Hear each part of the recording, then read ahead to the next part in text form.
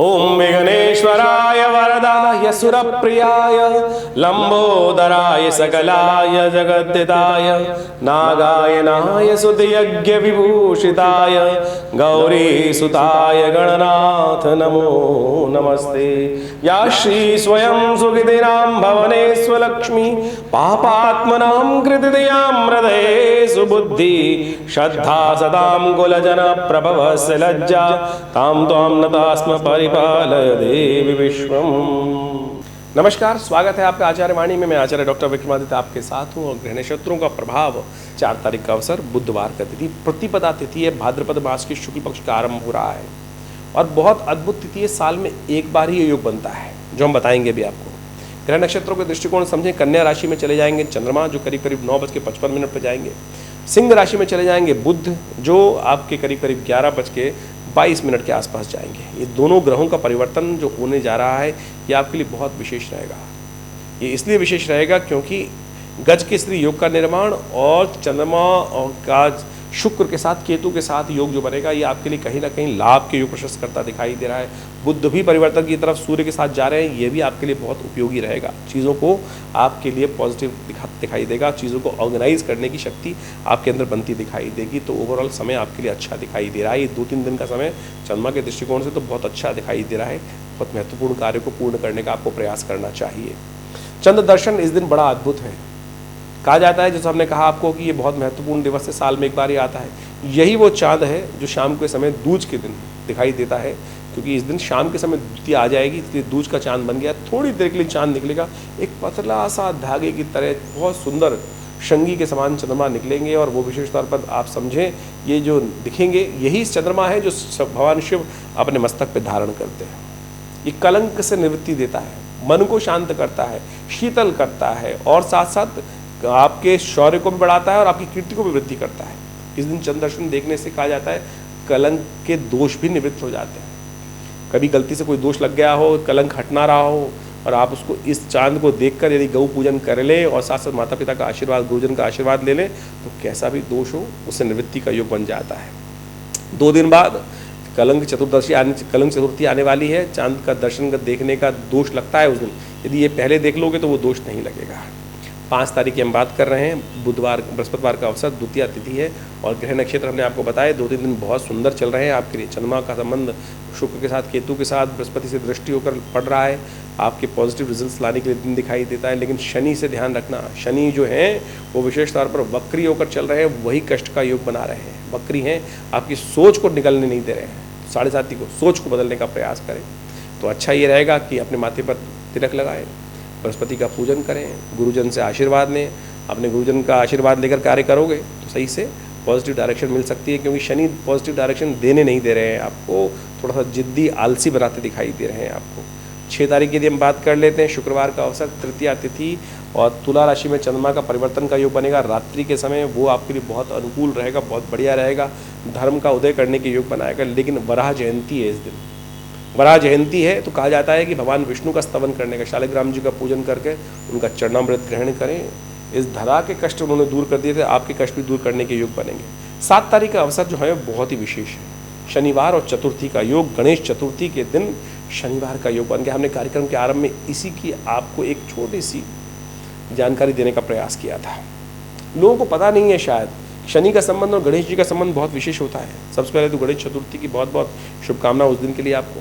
इस दिन विशेष तौर पर कहा जाता है शनिवार के दिन योग बन गया। और आपकी राशि के अनुसार से हम बात करें कुंभ राशि वालों के लिए तो 7:30 का मध्यकाल चल रहा है आपके ऊपर।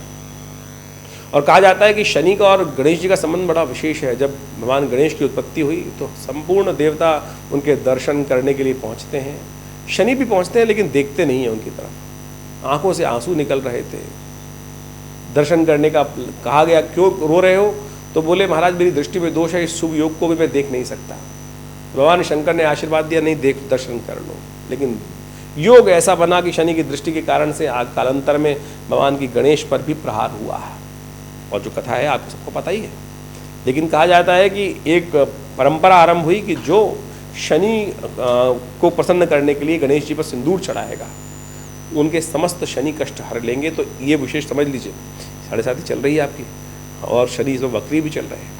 तो इस दिन शुभ तिथि में गणेश जी की मूर्ति पर सिंदूर अर्पित करने का प्रयास करें, कष्ट दूर होंगे, भगवान की कृपा प्राप्त होगी और कष्टों को दूर करने का योग बनेगा। ये ग्रह नक्षत्रों का प्रभाव है। कथाएं बहुत श्रेष्ठ हैं भारतीय संस्कृति में, जो पौराणिक मत में बताई गई हैं उनको अवश्य समझने का प्रयास करना चाहिए। इस दिन चंद दर्शन निषेध है। भगवान शंकर कृष्ण ने भी दर्शन कर लिए थे चांद को, चौथ के चांद को, बिल्कुल त्याग देना चाहिए, नहीं तो कलंक छूटता नहीं है। अब देख लें गलती से तो क्या करें, उसकी निवृत्ति का भी रास्ता है। मैं आपको एक कथा सुनाने जा रहे हैं, हम आपको समझ लीजिएगा। यदि गलती से, कई बार क्या होता है ना चाहते हुए भी हमारे पे कुछ कई दोष आरोपित हो जाते हैं, यही सब दोष लग जाते हैं कि गलती से चांद दर्शन देख लिया था, तो फिर कैसे उससे बचे। तो उसके लिए कथा शास्त्र में वर्णित है। कहा जाता है इस कथा का पुण्य ऐसा है कि यदि गलती से चांद देख भी लिया और उसको इस कथा को सुन लेंगे तो उस दोष से निवृत्ति हो जाएगी। तो भारतीय संस्कृति में आप समझें कि जितनी भी बातें वर्णित की गई हैं वो कहीं ना कहीं पौराणिक मतों से उसको जोड़ने का प्रयास किया गया और पौराणिक मत के अनुसार से उस कथा का बड़ा वैज्ञानिक महत्व भी है। अब भगवान कृष्ण ने भी चौथ के चांद को देखा था, उन पर भी एक चोरी का दोष लगा, जो कथा बड़ी प्रचलित है शास्त्र के अनुसार से। और कहा जाता है इसका बड़ा महत्व इसलिए है कि हम सब लोग भी जीवन में रहते हैं और हम सब लोग भी कई बार गलती से उस चांद के दर्शन हो जाते हैं, चौथ के चांद के दर्शन। शास्त्र कहता है कि चौथ का चांद बिल्कुल किसी बुद्धिमान व्यक्ति को हमेशा त्यागना चाहिए, नहीं तो अननेसेसरी जीवन में कलंक लगने के अवसर बन जाते हैं। जैसा हमने कहा भगवान कृष्ण ने भी दर्शन किया और वो भी नहीं बच पाए उस कलंक से। शास्त्र में कथा आती है। अब इस कलंक से बचने का तरीका क्या है? एक तो बड़ा बढ़िया तरीका यह है कि दूज के चांद को देख लिया जाए। इसी महीने में जो दूज का चांद दिखाई देता है उसको दर्शन कर लेने से फिर चौथ के चांद का दोष नहीं लगता। एक कथा और है, अब चंद दर्शन कर लिया, दूज का चांद देखा नहीं था तो क्या करें? शास्त्र में कथा आई है कि सत्याजित की जो कथा है, प्रसेन की जो कथा है और भगवान कृष्ण के साथ जुड़कर जो मणि चुराने की जो बात है, उसकी कथा को श्रवण कर लेने से भी ये दोष से निवृत्त हो जाता है। यदि गलती से आपने वो भी वो देख लिया है तो आप भी इस कथा का श्रवण कर लीजिए। हम छोटे से रूप में, संक्षिप्त रूप में इस कथा को बताते हैं आपको। शास्त्र में जो वर्णित है, एक सम्यंतक मणि थी, बड़ी अद्भुत थी। कहा जाता है कि उसका इतना दिव्य प्रभाव था कि वो मणि विशेष तौर पर प्रतिदिन अद्भुत रूप से स्वर्ण उससे निकलता था। मणि का इतना सुंदर प्रभाव था। कहा जाता है कि एक दिन सत्याजित जो भगवान कृष्ण के कुल में ही उत्पन्न हुआ था, भगवान का सखा था, उसने बड़े दिव्य रूप से, कहा जाता है सूर्य का उपासक था, भगवान सूर्य की उपासना करके भगवान सूर्य को प्रसन्न किया और सम्यंतक मणि, दिव्य मणि वहाँ से प्राप्त करी। और उस मणि का बड़ी अद्भुत प्रभाव शास्त्र में वर्णित है। कहा जाता है कि 8 भार का सोना, जितने मणि थी उससे 8 गुना ज़्यादा भार का सोना प्रतिदिन वो जो मणि थी वो देती थी और उससे जनमानस की सेवा करने का सुंदर अवसर लोगों को प्राप्त होता था। कहा जाता है जब उसने प्राप्त किया तो भगवान कृष्ण को ही पता चला, तो भगवान कृष्ण ने सत्याजित से कहा कि हे मित्र, इस मणि को तुम राजा को दे दो और राजा को देने के बाद उग्रसेन महाराज को दोगे तो राज्य के काम आएगी ये मणि। तो कहा जाता है सत्याजित ने मना कर दिया। भगवान ने कहा चलो कोई बात नहीं, जैसी आपकी इच्छा, लेकिन ये सब निधियां जो हैं वो राज्य की सेवा, जनता की सेवा के लिए, जनमानस की सेवा के लिए होनी चाहिए और उसी से कार्य किया जाना चाहिए, केवल स्वांता सुखाय के लिए नहीं होना चाहिए। कहा जाता है कि एक दिन सत्याजित का जो भाई था, सत्याजित जो जिसको कहा जाता है, जिसका नाम प्रसेन था, वो एक दिन मणि को गले में लटका कर वन में चला गया और कहा जाता है आखेट के दृष्टिकोण से, और उस मणि के कारण से कहा जाता है कि वो सिंह से साथ कहीं रास्ते में शेर मिला और शेर उस प्रसेन को खा गया। और कई दिन तक जब प्रसेन नहीं आया तो सत्याजित ने पूरे राज्य में इस बात को कहा कि भगवान कृष्ण ने वो मणि चुरा ली है। सत्याजित के इस आरोप से भगवान को सब लोगों ने कहा, क्योंकि मेरे को खुद कहा था, भगवान कृष्ण स्वयं इस मणि को चाहते थे और जब मैंने नहीं दी तो भगवान ने मेरे भाई को मार दिया। और जब भगवान पे ये कलंक लगा, क्योंकि चतुर्थी का चांद था, ये कहीं भी निषेध नहीं हो सकता है।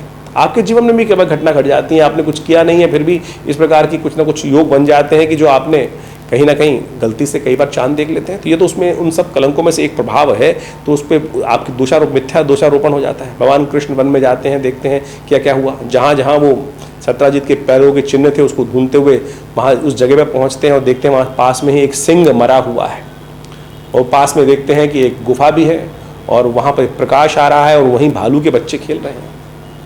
कहा जाता है भगवान कृष्ण को सब समझ में आ जाता है कि सत्याजित वहाँ मरा पड़ा है और साथ में सिंह मरा पड़ा है, तो बच्चे जो थे वो रोशनी जो थे वहाँ उस मणि से खेल रहे थे।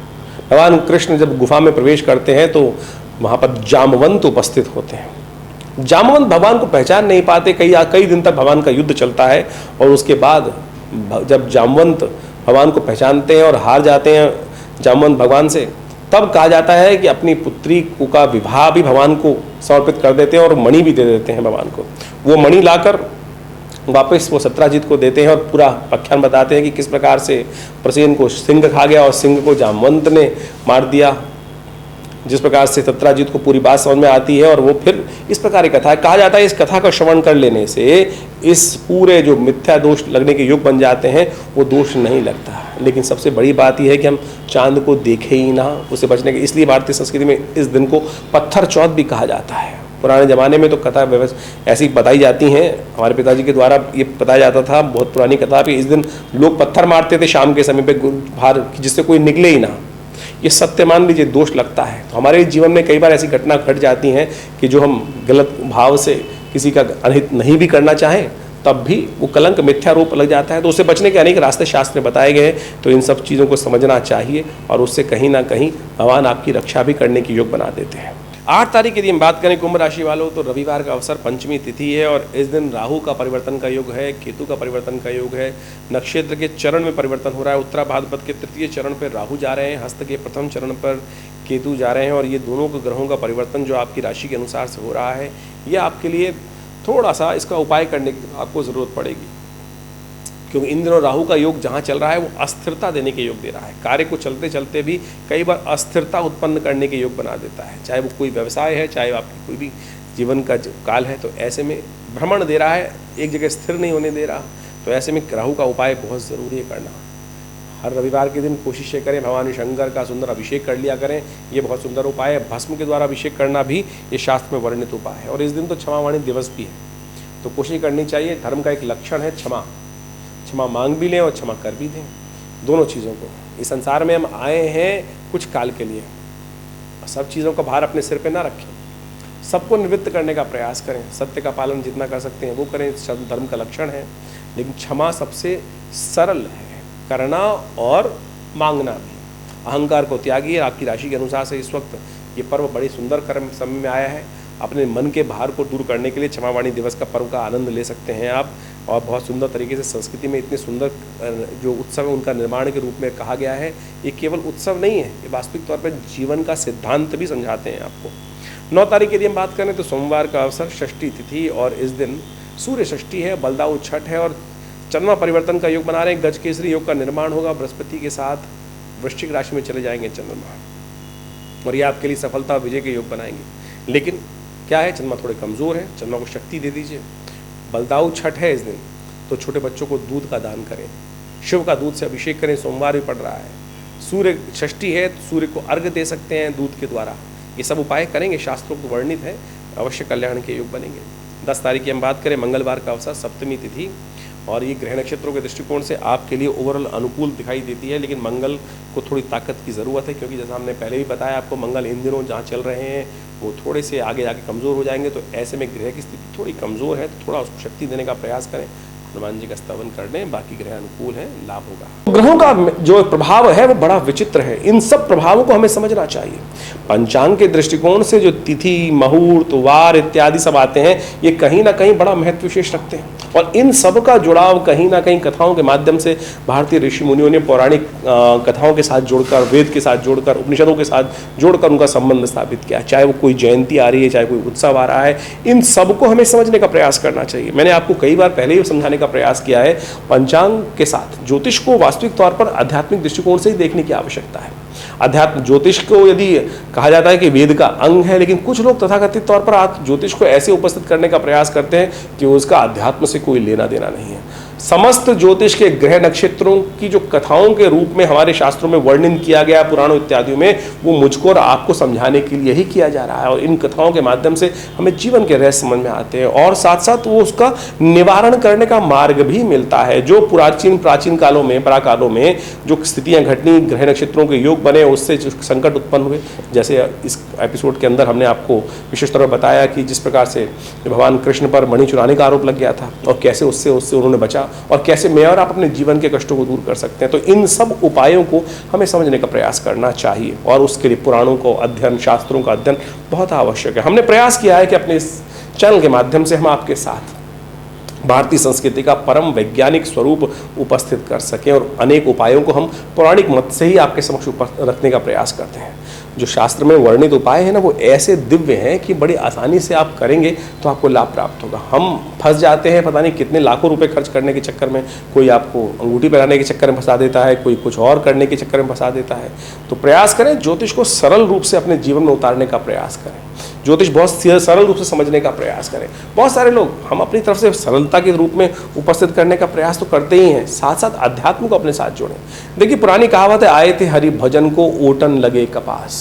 बड़ी विचित्रता है हमारे जीवन में कि हम आए थे इस लक्ष्य को, यानी इस पूरा जीवन की जो पद्धति है वो बड़ी विचित्र है। हम आए किस कार्य के लिए? उस परमात्मा को साधने के लिए मनुष्य जन्म प्राप्त किया, लेकिन इस संसार की माया में उपस्थित होकर यहीं को फंस जाते हैं और उस वास्तविक लक्ष्य से भटक जाते हैं। तो ज्योतिष को इस बात से समझने का प्रयास करें, कष्ट भी निवारण हो, जीवन में सुख का पदार्पण भी हो, और साथ साथ वो जो कष्टों को दूर करने के लिए जो उपाय हो वो शास्त्रोक्त हो, जो कहीं मति भ्रम न उत्पन्न करें। लेकिन आज ऐसे ऐसे उपाय जिनको सुनकर भी शर्म आ जाए, लोग ऐसी उपाय करने का प्रयास करते हैं, कथाओं को इस तरह से उपस्थित करने का प्रयास करते हैं कि अध्यात्म का उससे कोई लेना देना ही नहीं है। तो हम अपने इस आश्रम के माध्यम से, अपने विवेकानंद योगाश्रम के माध्यम से आपके समक्ष इन ज्योतिष की विभिन्न विधाओं को आपके समक्ष उपस्थित करने का जो प्रयास करें, उन सबको आप समझेंगे तो अच्छा रहेगा। दिल्ली में विवेकानंद योगाश्रम के माध्यम से ये सब विभिन्न कार्यक्रम समय समय पर चलते रहते हैं, और अभी आने वाले समय में महालक्ष्मी व्रत आरंभ हो रहे हैं। ये महालक्ष्मी व्रत अद्भुत हैं। उनको यदि जीवन में कोई चमत्कार देखना चाहता है तो इन महालक्ष्मी व्रतों को, जो अगले हम अपने एपिसोड के माध्यम से आपके समक्ष रखेंगे, उन विधानों को समझकर यदि आपने महालक्ष्मी के उस व्रत को विधि रूप से कर मुख्य मंत्र जप करके कर लिया तो आप समझिएगा जीवन में अद्भुत रूप से कल्याण का अवसर, आपके कष्टों को दूर करने का सुंदर अवसर आपको प्राप्त हो सकता है।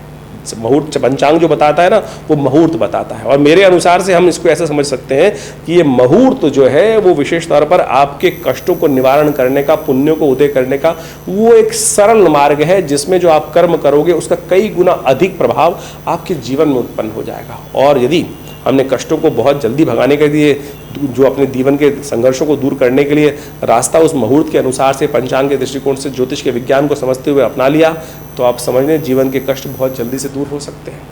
बहुत जल्दी से कष्टों को दूर करने के लिए हम इस विधान को आपके समक्ष समय समय पर उपस्थित करते रहते हैं, और ये विवेकानंद योगाश्रम तो लगातार आप सबके लिए विभिन्न कार्य कर ही रहा है। नित्य प्रति 8 घंटे यज्ञ होता है आश्रम पर, विभिन्न समय पर विभिन्न उत्सव मनाए जाते हैं, सुंदरकांड का कार्यक्रम समय समय पर चलते रहते हैं, कथाओं के माध्यम से चलते रहते हैं, और अभी श्राद्ध भी आएंगे। उन श्राद्धों के अवसर पर आप अपने पितरों से के कष्टों से निवृत्त करने के लिए, पितरों के निमित्त अपने दायित्व को निर्वाह करने के लिए विभिन्न यज्ञ इत्यादि, विभिन्न आपके जीवन में जन्मोत्सव चल रहा है, कुछ और कार्यक्रम चल रहे हैं, उन सब की सेवाओं के लिए भी विभिन्न पुण्य कार्य आश्रम के साथ जुड़कर कर सकते हैं। और आश्रम के संपर्क के नंबर्स जो नीचे दिए गए हैं उन सब पर जुड़कर आप हर रविवार को होने वाले यज्ञ में भी आश्रम में पधार सकते हैं, जो सुबह करीब 8 बजे से लेकर करीब 10 बजे तक भंडारे के साथ चलता है। आशा करते हैं आप सब आश्रम के साथ जुड़कर अपने जीवन में आगे बढ़ने का सुंदर प्रयास करेंगे। धन्यवाद, नमस्कार।